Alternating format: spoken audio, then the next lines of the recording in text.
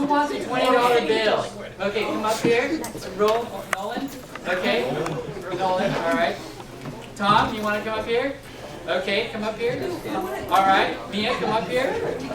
All right. Anyone else want to receive one of these? All right, Redmond, come up here. Okay.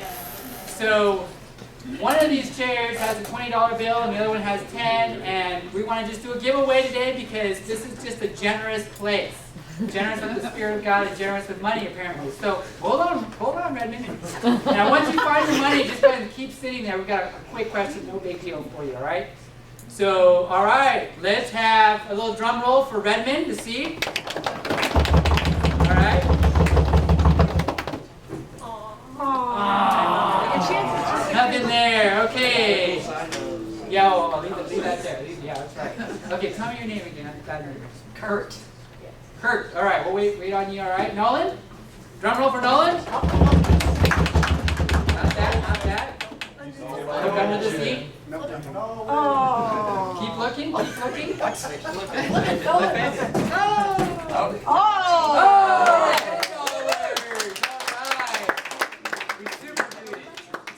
Super glue. Wait, $100? All right. That would be nice. Okay, let's go for Derek. Kurt. All right, Derek. Come on, Derek. Oh, and for Mia. Wonder what she's got under her chair. Oh, yeah. $20. All right. Okay. All right. Actually, you guys can go ahead and be seated now because we got these signs here that we want to put up. I'll help you put these up. Thank you guys for participating. Okay, this year is an exciting, or the end of this year is an exciting end because it's a transition to the new year. And it's the transition for the 8th graders, or now 9th graders, that graduated this last Thursday. And for all of us, because we're moving forward into some new things. And at the end of last year, we started something really, really good in our youth ministry. We actually started like a journey, not just like come and show up. Now I know this has been happening for a long time, but we're able to talk about it and organize ourselves a bit more into this journey of going from one chair to the next chair. So Pastor Litch and I are going to be up here.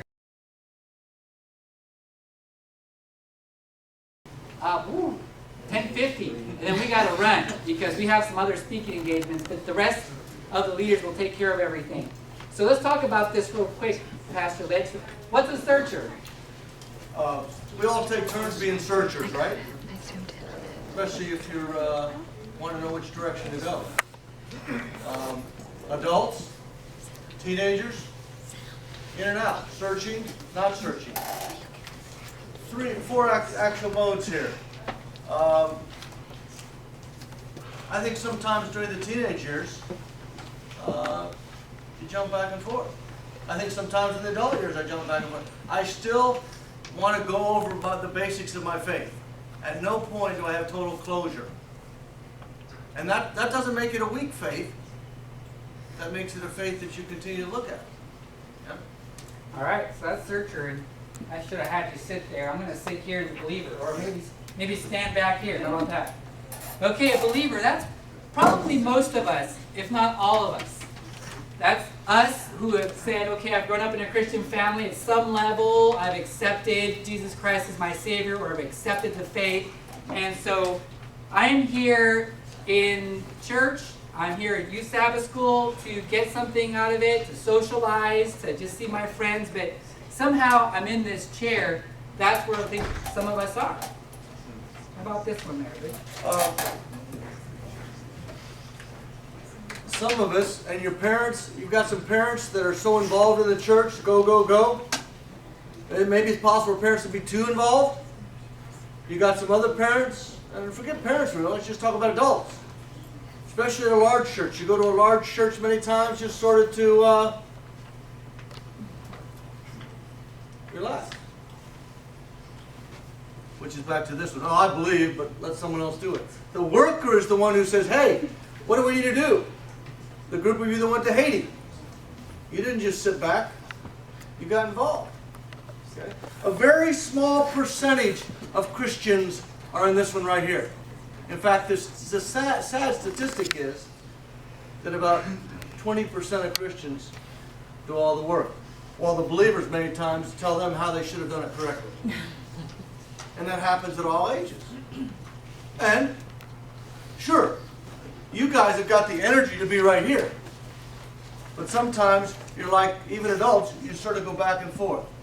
Hey, let someone else do it. Hey, entertain me. Hey, I'd like to be involved. Okay? Many times the ones who get involved, ha, that was stupid. You made a jerk of yourself there. These are the experts who believe, but basically just say, when is Jesus coming? Now, Pastor Leach, I think for us, we had some really good things happen last year because a lot of you, or I should say some of you, got in this chair. We talked about student leadership. We talked about getting involved in it. It's kind of a strange concept, really, for a lot of us. Like, really? You're going to make me, I don't know if I can do that, this whole leadership thing, whatever. But then we started getting into it, and now we look back and say, look, a lot of you taught, this last Sabbath school was taught by all of these, it was student-led. So this is good, Lich. We're moving in the right direction. You don't have to be a leader for a Sabbath school class. You just be involved. Help out in one way or another. You're engaged. You're really ministering to each other. You're reaching out to other people. So, and now 8th graders or now 9th graders, you guys did really well this last year, being involved, making a difference. You're coming into our youth Sabbath school, not just to sit and relax and now what, but to help us all focus on going from this chair to this chair, to really lifting Jesus up and saying, hey, how am I going to get involved? You remember there's a verse in John where Jesus says to his disciples, I no longer call you servants, I call you friends.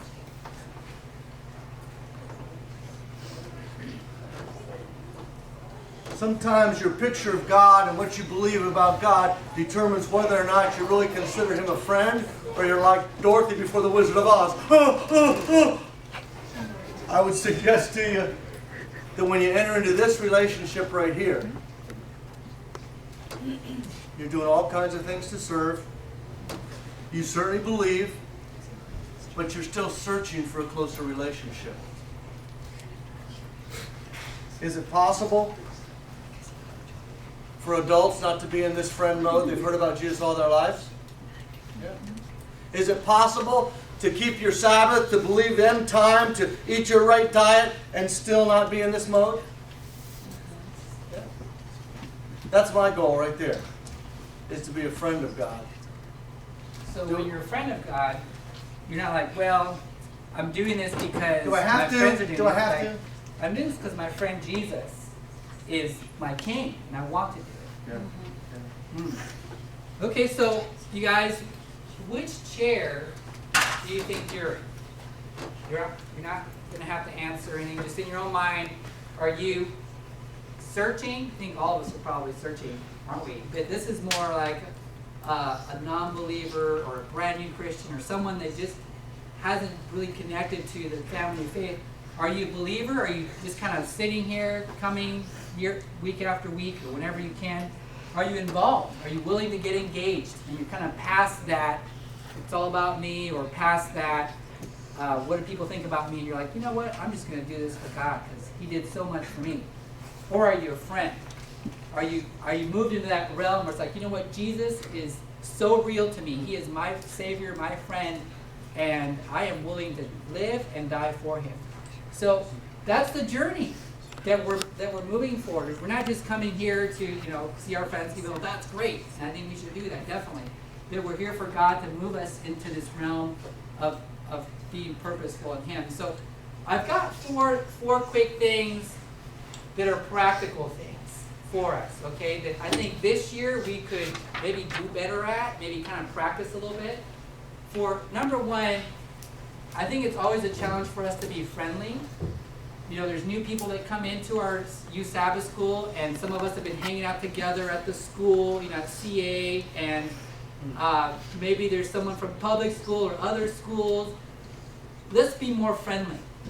Let's practice that. Let's just look around and say hi to someone or talk to someone so you're not so closely, into your own little circle of friends. So I think that's an important one. Also, we're trying to do this like a kind of a guest or a check-in. Just know, like, if you go to any place, you kind of check in. Not something that you have to do, but it's good for us to know, because if you don't check in, maybe there's a problem going on in your family. We need to, we need to know. We need to somehow figure that out. So I'm gonna try to do this. We'll start this up. We'll go around here. Just put your name down and your last name and your grade. That's all you have to do for now. And at the end, I can look at this, and the other leaders can look and say, "Oh, okay, great." And then if you weren't here, we could like pray for you or contact you or something like that. So that's another thing that we can do to be a friend to the searchers, just to make sure that we know who's here. Like, we're not just, I know we're big, you guys. We are a big church, but we shouldn't get lost in the crowd and shouldn't be, just kind of floating. We really need to be involved and connected to each other. What do we need to do for believers? I think our personality in many ways dictates what we do with belief. And you can be a Christian, in case you hadn't heard, and not be outgoing. That's okay. But there are some of us that are a little bit more outgoing, and sometimes we come on a little bit too strong. Hi, how are you? Good to see you. Back off. Are we sincere when they do that? Yeah. Are we ignorant? Yeah. But the other thing that happens with the believers is, let's just say he's there and it goes like this. Did you have a good time yesterday? Did you? Yeah. I enjoyed it. What are your plans for next week? Yeah. Florida. Good. Yeah. See, it's not that I don't like him, it's just I'm ignorant. Adults do the same thing. The three get together and they talk about what they're going to do, and he's sitting here like Swiss cheese. See? Are we smart? Yes. Are we inconsiderate? Yeah. The believer, again, we're all different, so you can't be someone you're not, but you can fake it sometimes. Including, please. I know he might not be as nice as them, but including. Including. The believer stops gazing at their own belly button and starts looking out at others. Okay? The believer who's got good social skills, when someone's talking, I was going to say shut up, be quiet. The believer wants to do more than just say, "Give me the biggest piece of pie," because they know that, wait a minute, Jesus was unselfish. All right, thank you. So that's the believer, moving to just having more open eyes, focusing a little bit more on what's going on around them.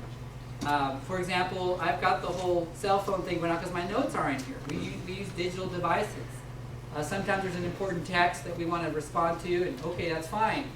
But we can get into the habit of kind of distracting ourselves with the cell phone. Maybe learning to put that down and saying, okay, how can I focus on the people around me? You've seen all those pictures out there, right, of social rudeness, of, they're kind of one person standing here and then they're all texting, and it's like, so part of being a believer and part of being open and aware is saying, okay, how do I use my cell phone appropriately? So maybe that's something we can grow in. Then we move into the worker part, which is really us saying, okay, adults, love you, Blake, you're pretty awesome.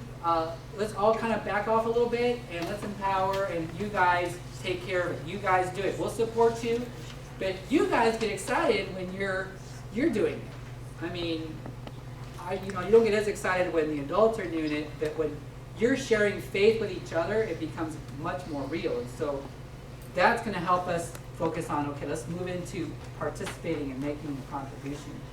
And then friendship, we can't put this is just you and God, just living the life of Christ.